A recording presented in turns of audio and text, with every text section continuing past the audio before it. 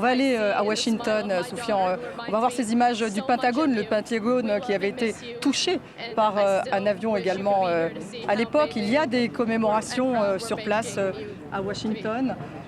On va voir ces images du Pentagone. Nous sommes toujours là à New York. Vous voyez donc ces familles de victimes. Et on va aller donc à Washington, au Pentagone. On va retrouver Mathieu Mabin, notre correspondant à Washington. Mathieu, il y a aussi des commémorations là-bas au Pentagone parce qu'un avion, on s'en souvient, s'est abattu également et tombé sur une des parties du Pentagone.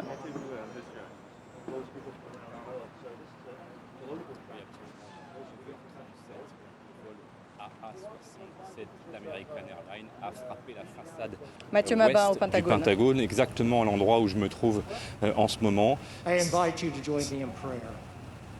Oui, Stéphanie. Mathieu, vous êtes devant donc le Pentagone. Racontez-nous un peu ce qui se passe là-bas. Oui, absolument. Je me trouve donc devant cette aile ouest du Pentagone, cette aile qui a été frappée le 11 septembre 2001, il y a exactement 20 ans, jour pour jour et minute pour minute, lorsque ce vol AA-77 d'American Airlines a frappé la façade ouest du Pentagone, tuant 59 membres d'équipage et 125 personnes à l'intérieur de ce temple de la défense américaine, ce symbole de la toute-puissance militaire américaine, le plus grand bâtiment administratif de la planète, tout simplement. C'est ici que les habitants de la capitale américaine ont plongé quasiment simultanément avec les New-Yorkais dans la sidération du 11 septembre, cette sidération que vous évoquez depuis ce matin dans cette émission spéciale.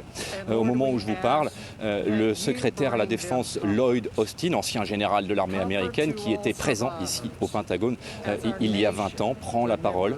Les noms des victimes ont été égrenés exactement comme les noms des victimes du World Trade Center ont été égrenées devant vous il y a quelques minutes.